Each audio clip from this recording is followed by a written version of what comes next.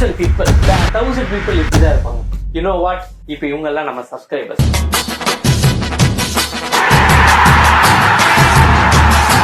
1000 subscribers. 1 2 3. Thank you for subscribing, bro. It was a wise choice. Trust me. Thank you for subscribing. நம்ம channel ஆரம்பிச்சு கிட்டத்தட்ட 2 வருஷம் ஆச்சு. இந்த 2 வருஷத்துல பப்ளிக்ல எப்போ என் ஃப்ரெண்ட்ஸ் வந்து என் சேனலை பத்தி பேசினானோ ஐ வாஸ் லைக், சேனலா, யூடியூபா, அதுக்கு எனக்கு சம்மந்தமே கிடையாது. அவன் யாருக்கே தெரியாது எனக்கு. எந்த தொழில் செய்தால் என்ன செய்யும் தொழில் தெய்வம் என்று பட்டுக்கோட்டை பாட்டில் சொன்னானே.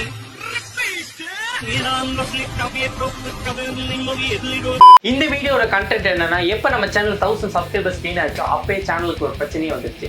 As a legend,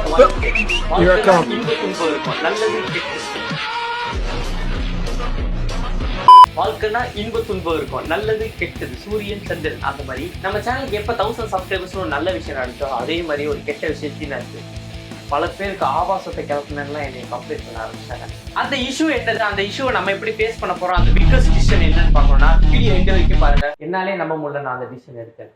நம்ம சேனல்ல ரீசெண்டா நிறைய வீடியோஸ் அப்லோட் பண்ணிருந்தோம். ஓகே, ஒத்துக்கிறேன், கொஞ்சம் வீடியோ.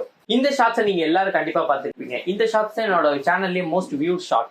இவ்வளவு நல்லது பண்ணி என் சேனலோட மிகப்பெரிய ஆசெட்டான இந்த ஷார்ட்ஸ்ல தான் பிரச்சனையே. ஷார்ட்ஸோட கண்டென்ட் என்னன்னா, நான் ரீசெண்டா என்னோட மவுஸ் அப்கிரேட் பண்ணிருப்பேன். அந்த மவுஸ் அப்கிரேட் பண்ணதை பத்தி தான் அந்த ஷார்ட்ஸ்ல போட்டுருப்பேன். அந்த கண்டென்ட்டால பிரச்சனையானா இல்ல, அந்த கண்டென்ட்டால எந்த பிரச்சனையும் இல்லை. பட் ஷார்ட்ஸ்ல நான் போட்ட ஒரு மீமால தான் இப்ப இவ்வளவு பெரிய பிரச்சனையில வந்து நிற்குது. நம்ம சேனல்ல இதுக்கு முன்னாடி நிறைய ப்ரொஃபானிட்டி யூஸ் பண்ணியிருக்கோம், ஃப்ளோல நிறைய வார்த்தைகள் எல்லாம் விட்டுருக்கோம். பட் அந்த நிறைய நல்ல சொற்களை வந்து யாரையும் அபியூஸ் பண்ணவோ இல்ல யாரையும் வந்து தனிமருந்த தாக்குதலுக்கு யூஸ் பண்ணது கிடையாது. அந்த ஷார்ட்ஸ்ல நான் நடுவுல சூப்பாக்காவோட ஒரு மீம் யூஸ் பண்ணிருப்பேன். இந்த மீம்ல ப்ரொஃபானிட்டி இருக்கு. நான் அந்த மீமை அப்படியே தான் அப்லோட் பண்ணிருப்பேன், எந்த ஒரு சென்சாரோ ஹெட்போன்ஸ் அலாட்டோ இல்லாம. இதுதான் தவறான விஷயம்.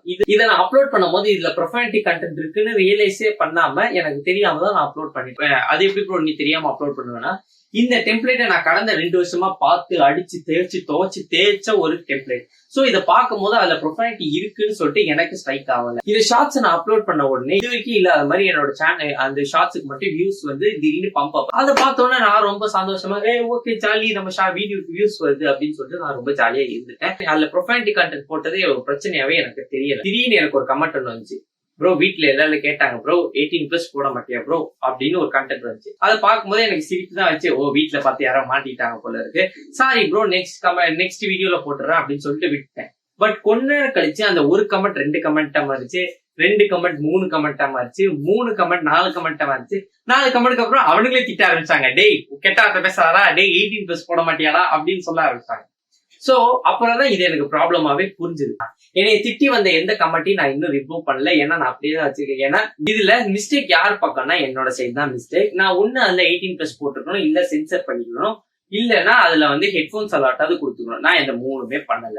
சோ அதனால நான் என்ன சொல்லிக்க விரும்புறேன்னா, I am really sorry for what happen. இப்ப சப்போஸ் நீங்க உங்க வீட்டுல பார்த்தா அதனால மாட்டியிருந்தாலோ இல்ல உங்க பேரண்ட்ஸ் முன்னாடி அப்பண்டா இருந்தாலும் ஐ எம் ரியலி சாரி. இந்த கமெண்ட்ஸ் எல்லாம் பார்த்ததுக்கு அப்புறமா தான் எனக்கு ஒரு தாட் ஒன்று வந்துச்சு. இதுக்கு முன்னாடி நம்ம சேனல்ல எப்படி கான்டென்ட் போஸ்ட் பண்ணிட்டு இருந்தோம்னா, கேமிங் வீடியோஸ் மட்டும்தான் பிரைமரி கான்டென்ட்டா போஸ்ட் பண்ணிட்டு இருந்தோம். எப்பயாவது ஒரு வாட்டி மீம் ரிவ்யூ பண்ணுவோம்.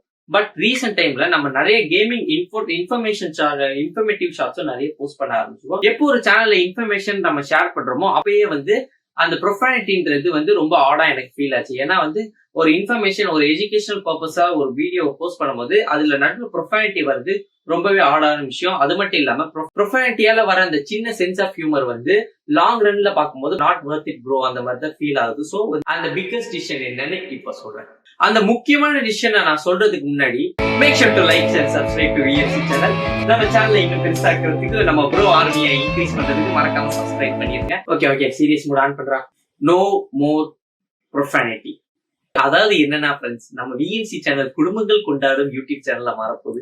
இனிமே நல்ல வார்த்தைகள் மட்டும்தான் பேசுவோம், நல்ல சொற்கள் மட்டும்தான் பேச போறோம்.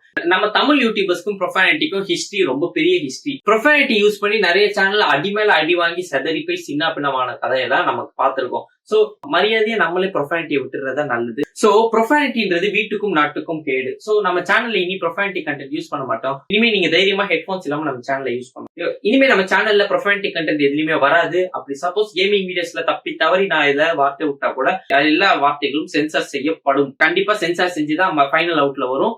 ஃபைனல் அவுட்ல எந்த வார்த்தைகளுமே வராது, நல்ல வார்த்தைகள் வராது. கேமிங்கிறது வெறும் பேட்டர் ராயல் கேம் மட்டும் கிடையாது நண்பர்களே. ஹாலிவுட்டை விட 10 டைம்ஸ் அதிகமா டர்ன் ஓவர் வர ஒரு இண்டஸ்ட்ரி தான் கேமிங் இண்டஸ்ட்ரி. ஜென்ரல் ஆடியன்ஸ் பட்டியல 10% தான் கேமர்ஸா இருப்பாங்க. அந்த 10%ல 5% மட்டும்தான் ஆக்சுவல் கேமிங் தெரிஞ்சவங்களா இருப்பாங்க. கேமிங்னா என்ன, கேமிங் இண்டஸ்ட்ரி பத்தி எல்லாருக்கும் ஒரு ஜென்ரல் நாலேஜ் வரணும், அதுதான் என்னோட ஆக்சுவல் போட்டோ. ஹாலிவுட் டவுன்ஃபால்ல இருக்கும்போது கேமிங்கோட ஸ்டாக்ஸ் எல்லாம் எங்கேயோ இருக்குது.